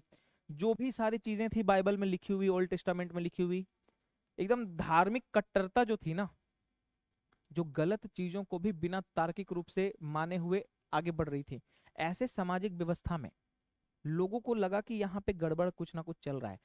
एक चीज समझिए हुआ क्या। बाइबल के अनुसार एक चीज होता है नन। नन समझते हैं आप, जिसको आप सिस्टर भी बोलते हैं। आपको पता होना चाहिए कि जो यूरोप का ये काल है ना, वर्ल्ड हिस्ट्री पढ़ाएंगे तो इसमें हम डिटेल में बात करेंगे, 3 4 क्लासेस में हम लोग को लगेगा कम से कम उसमें। यूरोप में हो क्या रहा है, यूरोप में पूरा कंजर्वेटिव माइंडसेट है, धर्म प्रबल एकदम जगह पे खड़ा है धर्म। और धर्म के संरक्षक होते थे कौन, जो भी पोप होते थे। और पोप इतने पावरफुल लोग हैं ना, कि जो राजा है ना, राजा के डिसीजन को चेंज करने का वो रखते थे, क्योंकि धर्म सबसे ज्यादा पेचीदा मामला है। धर्म सेंसिटिव इतना है, और धर्म के गुरु कौन थे उस समय, पोप। तो राजा उससे भी नहीं टकराता था भाई साहब, समझ रहे हैं ना। लेकिन हुआ क्या कि प्रजा में एक असंतुष्टि की भावना जागने लगी। और ये मुद्दा स्टार्ट हुआ कहाँ से, कुछ चर्च थे उस रीजन में, और वहां पे बहुत सारे नन्स थे। हम ऐसा बोलना तो नहीं चाहेंगे, लेकिन बहुत सारी ऐसी गलत चीजें हुई जिससे लोगों का धार्मिक जो विचारधारा से जो है ना, थोड़ा सा लोग सेपरेट हुए और तर्क का मांग करने लगे। लोगों को ऐसा मतलब अनुभव हुआ कि धर्म की आड़ में लोग गलत काम कर रहे हैं। हुआ क्या कि जो चर्च था ना, एक तो राजा के सानिध्य में, राजा उसके सानिध्य में रहता था, कोरोनेशन सब वही करता था ना, राजा बनाता था सारा चीज, जैसे हमारे यहाँ पे पंडित जो करते थे। वहां के चर्च के जो पोप थे ना, उनके पास बहुत जमीन होता था, धर्म के नाम पे जमीन रखे हुए हैं पूरा का पूरा, है ना। इसी तरीके का पूरा जमीन रखे हुए हैं, राजा को टैक्स नहीं दे रहे हैं। ठीक है, राजा टैक्स से एक्सेम्प्ट किए हुए है उसको, राजा खुद उसको कुछ पैसा दे रहा है। इस टाइप का व्यवस्था पूरे यूरोप में था। और इतना ज्यादा था लोगों में धार्मिक, मतलब क्या बोल सकते हैं, बहुत ज्यादा वो भी था धार्मिक तरीके से लोग। हाँ, मतलब कट्टरपंथी थे, और मतलब धर्म को बहुत ज्यादा एकदम ब्लाइंडली मानते थे। जो भी जो भी जैसे मतलब है ना, जो भी चीजें बाइबल में लिखी हुई हैं, उसको एकदम दिल से, एकदम बिना किसी तर्क में, तर्क वितर्क किए उसको मान रहे हैं। इतना ट्रस्ट था लोगों को। और कोई भी आदमी धर्म के अगेंस्ट अगर किसी भी तरीके का प्रचार करता था, बाइबल के अगेंस्ट, धर्म के अगेंस्ट, पोप के अगेंस्ट, तो उन लोगों को सामूहिक रूप से मार दिया जाता था। उन लोगों का कहना रहता था कि आप जब दुनिया में क्रिश्चियनिटी का रिस्पेक्ट नहीं कर सकते तो ऐसे दुनिया में जीने का अधिकार आपको नहीं है। उसी समय बहुत सारे लोग ऐसे पैदा हुए जो थोड़ा सा थे कि भाई साहब तुम कितना भी कर लो सितम, हम तो तुम्हारा रियलिटी बता के रहेंगे। और उस समय समाज में क्या हुआ ना कि समाज में बहुत सारा गलत काम होना स्टार्ट हुआ। जैसे हुआ क्या कि जो चर्च था ना, चर्च में बहुत सारी महिलाएं नन थी। अब वहां पे नन्स के प्रेगनेंसी का खबर आने लगा, बहुत सारे चर्च में छोटे छोटे बच्चे दिखना स्टार्ट हो गए। अब लोगों को लगा यार कि चर्च का इतना बड़ा कंपाउंड, इसमें बच्चे आ कहाँ से रहे, कुछ ना कुछ तो गलत काम हो रहा है। तो वहां पे महिलाओं का शोषण हो रहा था। जो पोप थे या जो कुछ इलाइट क्लास के जो लोग थे जो चर्च से जुड़े हुए थे, उन लोगों ने देखा कि वहां पे महिलाओं के साथ हो रहा है शोषण। और महिलाएं क्योंकि पोप के अगेंस्ट कुछ बोल नहीं पा रही थी, पोप के अगेंस्ट बोलना, नहीं बोल पाने का रीजन क्या था कि दीवार में चुनवा दिया जाता, उन लोगों को मार दिया जाता। तो ये पद्धति में चर्च आगे बढ़ रहा था और इतना गलत गलत काम हो रहा था वहां पे चर्च में। कोई भी अगर किसी भी तरीके से आवाज उठाने का भी कोशिश करता था, कोई महिला अगर वहां पे कर रही थी, तो वो सारी महिलाओं को मार दिया जाता था। और जो भी चर्च में जो महिलाएं आ गई, वो एक चर्च की प्रॉपर्टी हो गई, मतलब वो एक ऑब्जेक्ट है।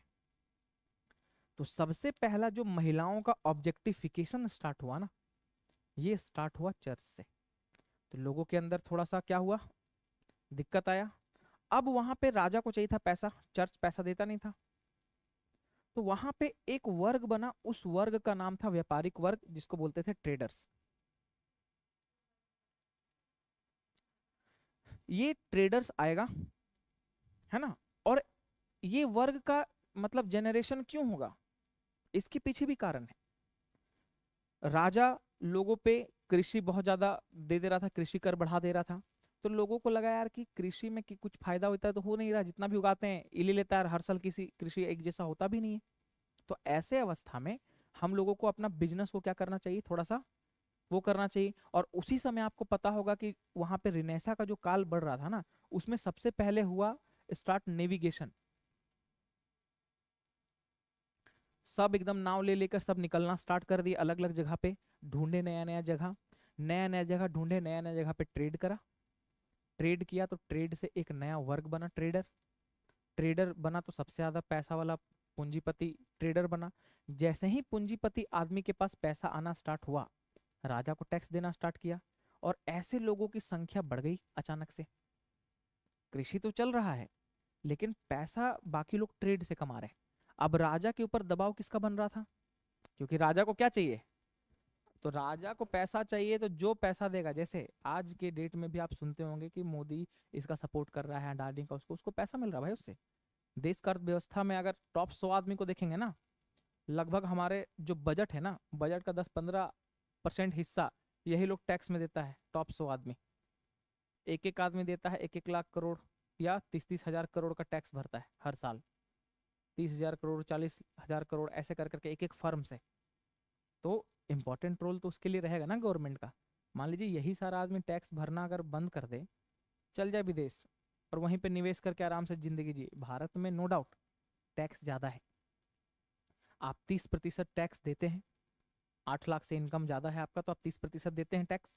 इसके अलावा भी आप जीएसटी भरते हैं, आप सेस भरते हैं, आप बहुत सारा चीज करते हैं।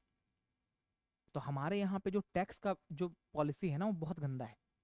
डेवलप कंट्री में इतना नहीं है। आप एक छोटा सा चीज खरीदने जाइए, पार्ले जी बिस्किट, उसमें भी आप देखिएगा लिखा हो रहता है इंक्लूसिव ऑफ ऑल टैक्सेस। तो गवर्नमेंट आपसे इनकम टैक्स तो ले ही रही है, साथ में जीएसटी भी ले रही है। आप एक टिकट कटवाने जाइए, उसमें प्लेटफॉर्म फी लग जा रहा है आपका टैक्स के रूप में। कोई भी चीज आप कर रहे हैं तो आपको टैक्स लग रहा है। तो भारत में इसीलिए भारत की रैंकिंग, एक इंडेक्स होता है जिसको बोलते हैं ease of doing business. Bharat व्यापार करने के लिए सही देश नहीं है। ईज ऑफ डूइंग बिजनेस में भारत का रैंकिंग बड़ा खराब है। और ब्रिटेन का, आपका फ्रांस का, इटली का, इन सब का अच्छा है, क्योंकि वहां पे गवर्नमेंट इतना ज्यादा नौटंकी नहीं करती। इतना परसेंट टैक्स चाहिए, अपने हिसाब से काम कीजिए, इतना इन्वेस्टमेंट कर दीजिए, आपको काम हो जाएगा। अब भारत में इतना ज्यादा टैक्स का खराब व्यवस्था है, इस चीज से टैक्स को बचाने के लिए लोग करते हैं टैक्स इविजन। मतलब टैक्स भरने से बचते हैं। 100 करोड़ प्रॉफिट हुआ है, 100 करोड़ में टैक्स लगना है, गवर्नमेंट को दिखाएगा कि 85 करोड़ मेरे पास है, जैसे मान लीजिए अगर 100 करोड़ कोई आदमी है, 100 करोड़ का उसका प्रॉफिट हुआ है, 100 करोड़ में 30 करोड़ कितना गवर्नमेंट के पास लीगल हो जाएगा, तो इसका 70 करोड़ क्या हो जाएगा, व्हाइट मनी हो जाएगा। 70 करोड़, क्योंकि 30% टैक्स दे दिया। लेकिन अब 30 करोड़ कोई टैक्स क्यों देगा? उसको लग रहा है कि भाई हम सरकार को इतना टैक्स दे रहे हैं, रोड वैसे भी खराब है, हमको प्राइवेट में इलाज भी खुद करना पड़ रहा है, गवर्नमेंट कुछ कर रही है, तो ये लोग क्या करता है, ये लोग टैक्स बचाता है। तो ये 100 करोड़ ना दिखाकर ये दिखाएगा कि मेरा प्रॉफिट कितना है, और 50 करोड़ का 30% कितना होता है, 15 करोड़। तो इसके पास कितना व्हाइट मनी बचा, 35 करोड़। 35 करोड़ व्हाइट मनी बचा, ब्लैक मनी कितना हो गया, ये 50 करोड़ वो क्या करेगा, स्विस बैंक में डाल देगा। स्विस बैंक में कोई टैक्स वैक्स लगना है नहीं, कुछ बस एक प्रोसेसिंग फी लेता है पैसा रखने का, ठीक है ना, वहां डाल दिया पैसा। अब यहां से सारा का सारा पैसा चला गया कहां पे, विदेशों में निवेश हो गया।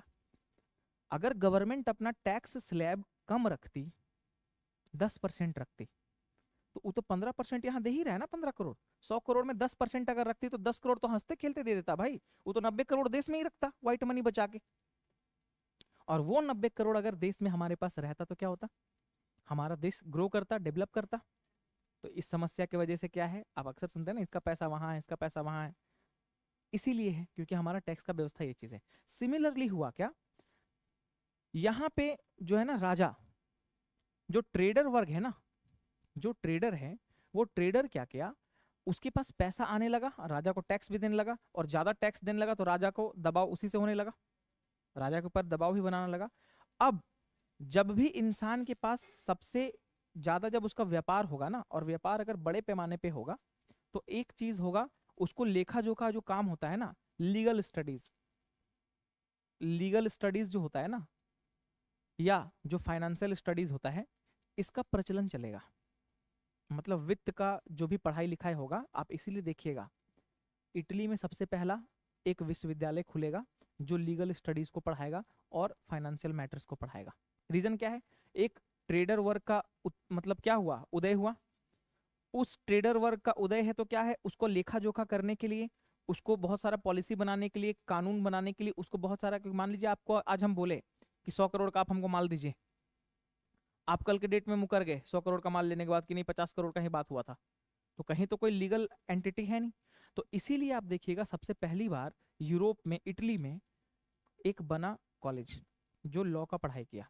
अब जब ट्रेडर वर्ग आएगा ना, तो ट्रेडर वर्ग के आने के बाद क्या होगा, लोग पढ़ाई लिखाई शिक्षा में ज्यादा इन्वेस्ट करेंगे, राजा को बस बोलेंगे पैसा लो अपना टैक्स, हम अपना सामाजिक विकास देखेंगे। हर ट्रेडर चाहता है कि मेरा बिजनेस ज्यादा बढ़े, बिजनेस ज्यादा बढ़े तो आदमी चाहता है कि और शिक्षित हो, हमारा बाल बच्चा अच्छे से शिक्षा। तो ट्रेडर वर्ग किसी भी कंट्री में जब आएगा ना, बहुत ज्यादा अच्छे और बड़े पैमाने पे, तो वहां पे सामाजिक व्यवस्था में बदलाव आना तय है।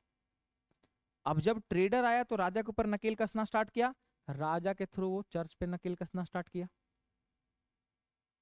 चर्च क्या हुआ, चर्च का एक आध दो फादर जो था, होता था पोप, उन लोगों को सामूहिक रूप से मार दिया लोग, क्योंकि वो गलत काम कर रहा था। क्योंकि राजा अब किसका बात सुनेगा, ट्रेडर, ठीक है ना। ट्रेडर का बात जब से सुनना राजा स्टार्ट किया, तब समाज में एक बदलाव दिखा।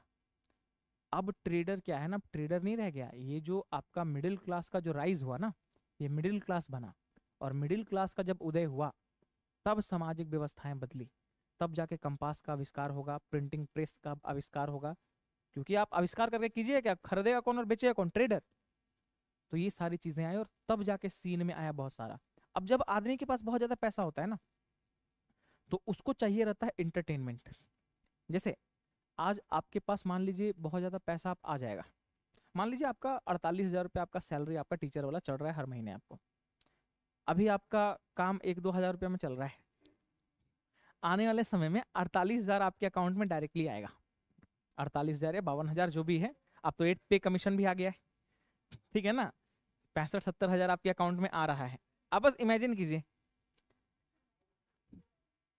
मतलब 60,000 रुपया 65,000 रुपया आपके अकाउंट में आ रहा है, आप क्या करेंगे उस पैसे का, एकदम आराम से एकदम सोच समझ के जवाब दीजिए, हम किसी 4-5 को उठा के पूछेंगे, क्योंकि आपको ये समझना जरूरी है। बताइए। अच्छा और हो जाए, उसके बाद क्या करेंगे जब और हो जाएगा,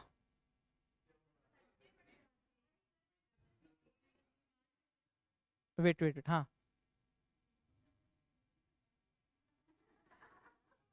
आप 2 का 4, 4 का 8, 8 का 12, 16, 32 सब कर लिए, उसके बाद क्या करेंगे आप? छोड़ के बाल बच्चा के लिए चले जाएंगे? तो भाई उससे अच्छा अभी बाल बच्चा पे ध्यान दीजिए, पढ़ाने पे खुद मत पढ़िए। हाँ।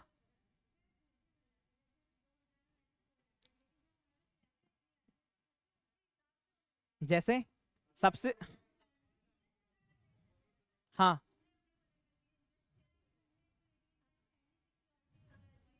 देखिए, wait wait wait wait wait, online वाले आप लोग ही बताना चाहेंगे क्या बहुत ज्यादा पैसा कमाएंगे तो क्या करेंगे आप? अरे रुक जा भाई, वेट वेट वेट।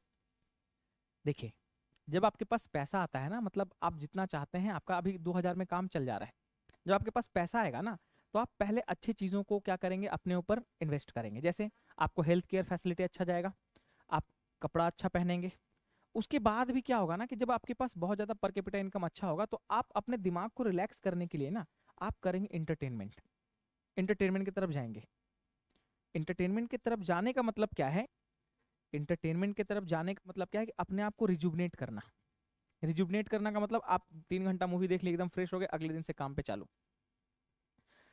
मेरी 2 3 दोस्त लोग हैं, है ना, वो लोग अभी नोएडा में, मतलब अच्छे कंपनी पे हैं, अमेरिकन एक्सप्रेस में है। ठीक है, एक डाइवोर्स वोर्स हो गया है एक का, और एक उसकी छोटी बहन है, उससे बड़े पोस्ट पे है उसी कंपनी में। उन लोग का महीने का सैलरी लगभग हमको लगता है 1.5 लाख के आसपास है, एक एक बहन का। और ये लोग 4 5 लोग हैं, ग्रुप बना के रहती है। महीना का एकदम जो 20 22 दिन है ना भाई साहब, एकदम मजदूर, ऐसा मजदूरी करती है ना, कि एकदम दिमाग का एकदम पूरा दही हो जाता है उन लोगों का। एकदम पूरा फ्रस्ट्रेटेड रहेगी, ये करना है वो करना है, सब एकदम कंप्यूटर में काम है। इन लोग क्या करती है ना, उसके बाद अब पैसा तो बहुत ज्यादा है, फैमिली उमली भी चलाने उलाने के बाद भी 1 आध लाख रुपया बच जा रहा है इन लोग के पास।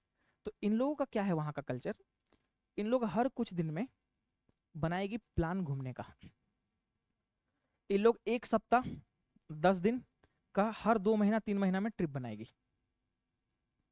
अब हम लोग को लग रहा है खूब पैसा उड़ा रही है, ठीक है ना, तो भाई कमा भी रही है। तो इस टाइप से क्या है, पूरा का उसका एक ऑटोनॉमी बना। अब उसको रिजुवनेशन के लिए क्या चाहिए, सोर्स ऑफ एंटरटेनमेंट चाहिए, मूवी देखना, घूमना, 10 तरह का चीज चाहिए। बाइक खरीद लेना, किसी को स्कूटी पसंद, स्कूटी खरीद लेना, मतलब कोई भी चीज आपके पास होना चाहिए, आपके साधन, मतलब आप साधन को बढ़ाएंगे। लाइफ स्टाइल अपना चेंज करने का प्रयास करेंगे, दिल से वही देहाती रहेंगे, लेकिन वो मतलब बाहर से दिखना चाहिए। भले आपको, भले आपका काम 12 हजार का मोबाइल में हो जाएगा, आप लोन पे लीजिएगा आईफोन, उसको चलाने में 2 घंटा 2 महीना लग जाएगा, कि ऐसे ऐसे करके होता है। ठीक है ना, तो इस तरीके का लाइफस्टाइल आप हो जाएगा, इसी को हम लोग बोलते हैं लिवलीहुड गेन करना, या लाइफस्टाइल चेंज करना। ठीक है ना, और ये होता है। सिमिलरली आप इसको समझिए, जब ट्रेडर्स वहां पे आए ना, पैसा आया, तो उन लोगों को इंटरटेनमेंट के लिए सोर्स चाहिए, तो इंटरटेनमेंट के लिए किताब पढ़ेगा उस समय, और क्या है, ओपेरा हाउस देखेगा, नाच गाना ड्रामा देखेगा, कोई मूर्ति खरीद के ले आया कुछ, है ना, कुछ घर बनवा लिया। तो इन सारे चीजों का भी डेवलपमेंट साथ ही साथ होगा।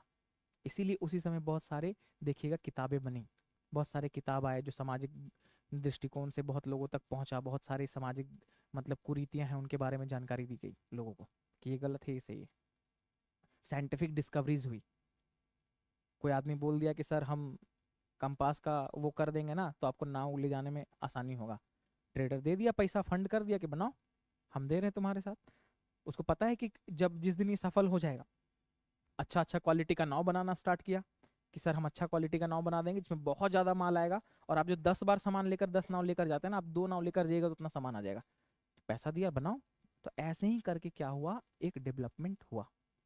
और उस डेवलपमेंट के बाद वहां पे सामाजिक व्यवस्था, जब लोगों के पास पर कैपिटा इनकम बढ़ेगा, प्रति व्यक्ति आय बढ़ेगा, लोगों को अच्छा शिक्षा व्यवस्था मिलेगा, लोगों के को अच्छा खाना, हेल्थ सब अच्छा मिलेगा। और जब इन सब चीज़ों से लोगों का मन भर जाएगा, तब वहाँ पे क्या होगा, लोगों को लगेगा कि हम समाज में जो भी चीज़ जो हमको मिला है ना, तब दूसरे को भी वही चीज़ मिलना चाहिए। ठीक है ना, तो वहाँ के लोगों को जब प्रति व्यक्ति आय जब मिला, जब आप सारी चीज़ों को करके, हाँ भाई मेरे पास सब है। आप देखिएगा, अंबानी उम्बानी एकदम उसके पास सब है, तो लोग भंडारा चलवा दिया कभी, कभी लोगों को, गरीब आदमियों को कुछ दे दिया कभी, तो ये आपके अंदर से एक चीज आता है कि भाई हमको सब कुछ मिल गया। अभी तो आप सब गरीब हैं, अभी तो आपको जरूरत है भंडारा का, क्योंकि बोल भी रहे थे आप उनको कि भंडारा लगा डी- हाँ प्रसाद वगैरह रहेगा। एक वहां से लिख रही हैं कविता शर्मा, पूरा वर्ल्ड टूर करेंगे। बेटा आप डॉलर में नहीं कमा रहे हैं। वर्ल्ड टूर का मतलब आप पहले यहाँ से दुबई का एक टिकट देखिए कितना है, ठीक है ना, मिनिमम 50,000 का एक टिकट है यहाँ से। इकोनॉमी क्लास बिजनेस सोचना भी नहीं, वो 3-4 लाख का एगो आता है, ठीक है ना। और 3-4 लाख का मतलब है आपका 6 महीना का सैलरी। तो इतना भी ज्यादा आप कुछ नहीं कर पाएंगे। आप अगर विदेश घूमना है तो नेपाल जा सकते हैं बगल में नेपाल है। वियतनाम जा सकते हैं, इंडोनेशिया जा सकते हैं, इन सब जगहों पे जा सकते हैं। खैर, आपको ये पूरा का पूरा समझ में आया। सेम चीज को भारत में लेकर आइए। ये आपके सिलेबस में था, इसीलिए हम आपको बता भी दिए। किनका इनका वर्ल्ड हिस्ट्री है सिलेबस में, उसमें आपको एक चीज पढ़ना है, यही रिनेसा का काल, पुनर्जागरण का काल। तो अब आपको क्लियर हो जाएगा भारत में क्या हुआ। भारत में वो जो काल आया ना, ब्रिटिशर्स जब आया, ब्रिटिशर्स तो आपके आ गया था 1600 में ही। उसके बाद उनका वर्चस्व चलता चलता चलता गया, और 1828 के आसपास, 1828 के आसपास क्या हुआ, 1828 के आसपास एक आदमी है, उनका नाम है राजा राम मोहन रॉय। और सिर्फ वो नहीं, उनका तो बहुत ज्यादा योगदान था, इसलिए इनके जैसा कम से कम 1000 आदमी, जिनको जो वेस्टर्न थॉट्स वगैरह पढ़ रहे थे। क्योंकि अब जब वहां पे रिनेसा में बहुत सारा किताब निकला, वहां पे फ्रांस की क्रांति के ऊपर किताब निकला, वहां के लोगों का व्यवस्था चेंज हुआ, तो वो किताब भाई लोग तो वहां पे भी पढ़ने गए ब्रिटेन, और वहां से बहुत सारी चीजें भारत भी आई। तो लोग वहां से वेस्टर्न थॉट्स वगैरह से क्या किए, पढ़ना स्टार्ट किए, और इन लोगों के बौद्धिक क्षमता में थोड़ा सा विकास हुआ। और जब विकास हुआ ना बौद्धिक क्षमता में, तो लोगों ने तार्किक रूप से बात करना स्टार्ट किया, ठीक है ना। आप अक्सर जानते हैं कि राजा राम मोहन रॉय ने सती प्रथा के बारे में, उसका उन्मूलन के लिए बहुत सारा चीज किया, ठीक है ना। लेकिन वेंटिक, ठीक है ना, ये चीज किया, लेकिन उनका सिर्फ ये एकमात्र योगदान नहीं है। सामाजिक सुधार में उनका सिर्फ सती प्रथा वाला आंदोलन नहीं है, महिलाओं को अच्छा स्टेटस दिलाने का नहीं है। इसके अलावा भी बहुत सारा जो धर्म है, उन सारे धर्म को में जो भी कुरीतियां हैं ना, उनको उजागर करना भी इनका एक मकसद रहा, कि उनको सुधारा जाए। अब दो तरह के रिफॉर्मर हुए, दो तरह के रिफॉर्मर हुए। एक को बोलते हैं सुधारक, और दूसरा को बोलते हैं रिवाइवलिस्ट। मतलब एक तो सुधारक थे और एक बदलने वाले, दो माइंडसेट के लोग थे। राजा राम मोहन रॉय जैसे लोग थे ना, वो रिफॉर्मर थे। इनका काम था कि देखो, धर्म को बदला नहीं जा सकता, धर्म में जो जो कुछ चीजें गलत हो रही है ना, उसको हम लोग सुधार सकते हैं। जैसे अगर सनातन धर्म में या हिंदू धर्म में अगर सती प्रथा है, तो सती प्रथा गलत है, हिंदू धर्म गलत नहीं है। रिवाइवलिस्ट जो लोग थे ना, इनका मतलब था कि भाई साहब देखो, धर्म ऐसा धर्म का करेंगे क्या जो समाज में, जैसे छुआछूत, ठीक है ना, हिंदू धर्म में लोग बोल रहे हैं कि मतलब छुआछूत का है, ये है वो, तो हम हिंदू धर्म को ही हटा देंगे। तो दो तरह के लोग हुए, और दोनों अपना अपना दोनों का रहा योगदान, है ना। किसी एक का योगदान हम नहीं मान सकते, दोनों का योगदान रहा। कुछ लोगों ने बहुत सारे पैटर्न को चेंज कर दिया। जैसे उस समय के जो ब्राह्मण लोग थे ना, उनका एक व्यवस्था चलता था ब्राह्मण लोगों का, कि जितने भी ब्राह्मण थे वो अपने हिसाब से वर्ण व्यवस्था को संचालित करते थे। कुछ लोगों का कहना था कि जो वर्ण व्यवस्था है ब्राह्मणों में, ये इसका क्रोनोलॉजी सही नहीं है।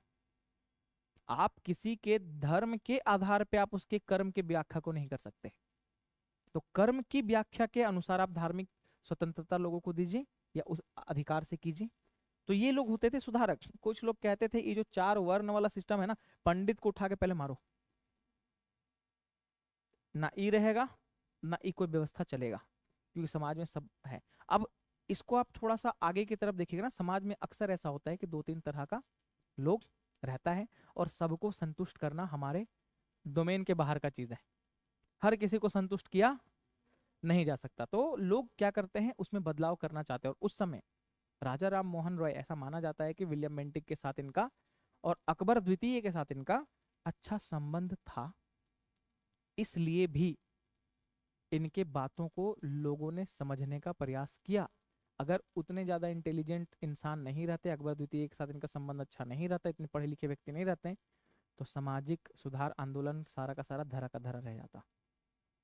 आपको क्या लगता है भारत में जो जैन और जो बुद्ध जो धर्म है, इनका इतना ज्यादा फैलाव कैसे हो गया? क्या रीजन है इसके पीछे? अरे वो तो जनता करेगी ना, क्योंकि गौतम बुद्ध खुद एक राजघराने से बिलोंग करते थे। ठीक है ना? गौतम बुद्ध, समझने का चीज है ये, इसको समझिए आप।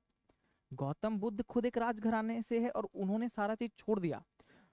आप एक नॉर्मल आदमी हैं, आप अगर किसी राजा के दरबार में जाएंगे ना, आपको जाने नहीं दिया जाएगा।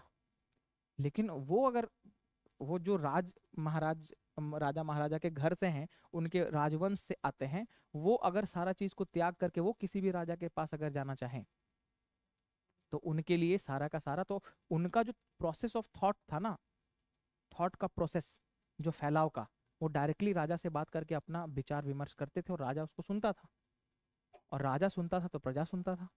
तो ये भी एक कहीं ना कहीं रीजन रहा कि सामाजिक व्यवस्था में धर्म जैसा, बुद्ध धर्म जैसा, जैन धर्म, इन जैसे धर्मों का फैलाव बहुत ज्यादा हुआ। कभी आपके दिमाग में ऐसा आया कि क्यों? ऐसा तो बहुत सारे लोग चेंजर निकले, चेंजर तो बहुत सारा निकला ना, लेकिन क्या हर कोई इतना ज्यादा बन गया क्या? नहीं बन पाया। रीजन क्या है? तो सामाजिक व्यवस्था भी इन सब चीजों से प्रभावित होती है। अगर वो राजा महाराजा के फैमिली से बिलोंग नहीं करते, तो कोई भी राजा उनके बात को मानने के लिए तैयार नहीं होता, उनको मशक्कत करना पड़ता है बहुत ज्यादा लोगों तक पहुंचने के लिए।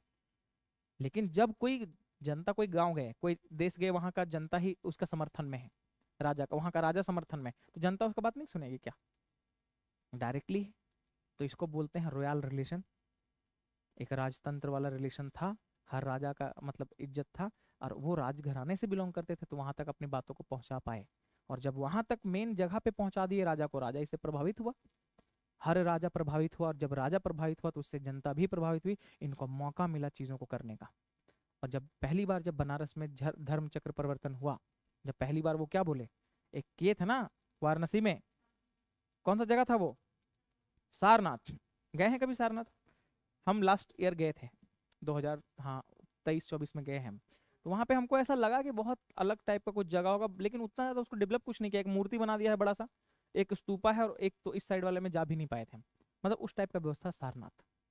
तो वहां पे उन्होंने पहला उपदेश दिया, और पहला उपदेश दिया तो लोगों ने समर्थन करा उसका, क्योंकि राजा ने समर्थन करा, लोगों तक उनकी बात पहुंची, और तब लोग जुड़ गए इनको ये चीज करने के लिए। आज एक नॉर्मल आदमी सन्यासी बन जाए ना, उसको कोई पूछने वाला नहीं है। अंबानी का बेटा अगर बन जाए ना, जैसे आप नॉर्मल चीज आप देखिएगा, एक अभी एक्ट्रेस थी, क्या नाम था उसका? ममता कुलकर्णी। ममता कुलकर्णी थी भाई, एक समय फेवरेट हुआ करती थी मेरी। ठीक है ना? अचानक से गायब हो गई, उनका 2-3 मूवी अच्छा लगा था हमको, तो अचानक से उनको हम देखें बस इधर। और इतना ज्यादा रील्स बना, इतना सारा मीडिया में इतना मीडियाबाजी हुआ, हुआ ना, तो ये सारी चीजें हुई। क्या? अरे हर आदमी धमाल मचाता है, ऐसा नहीं है, सबको अपना अपना लाइफ में प्रोसेस मिला है उस तरीके का, टाइम सबको मिला है, पीक सबका है जनित। तो आप एक नॉर्मल सा चीज समझिए, ये जो महामंडलेश्वर बनी, तो इसके पीछे क्या रीजन है? इनका फेम रीजन था। इतना ज्यादा वायरल क्यों हुई? क्योंकि इतना ज्यादा पहले मूवी, एक हस्ती थी ना वो, लोगों को लग रहा है यार कि भाई इतना सब कुछ होने के बाद, इतना प्रॉपर्टी है, आदमी क्यों छोड़ दिया? क्योंकि आज भी ज्यादातर आदमी, more than 90% of the people are materialistic. हमारे लिए जो मटेरियलिस्टिक चीज है ना, ये हमारे लिए बहुत ज्यादा मायने रखता है। और आपको लग रहा है कि भाई साहब कोई आदमी मटेरियलिस्टिक चीज को छोड़ के साधु संत बन जा रही है, ये अलग पहलू आ जाता है। ठीक है ना? इसीलिए इतना ज्यादा लोग इसके बारे में सोचना समझना, मतलब सोचना समझना प्रारंभ करते हैं। ठीक है ना? कल हम लोग जब मिलेंगे, तो हम लोग इसी सामाजिक सुधार आंदोलन को 1928 से स्टार्ट करेंगे, राजा राम मोहन रॉय से स्टार्ट करेंगे, और उसके बाद देखते हैं कहाँ तक हम लोग पहुंच पाते हैं कल। ठीक है? किसी को कुछ पूछना है?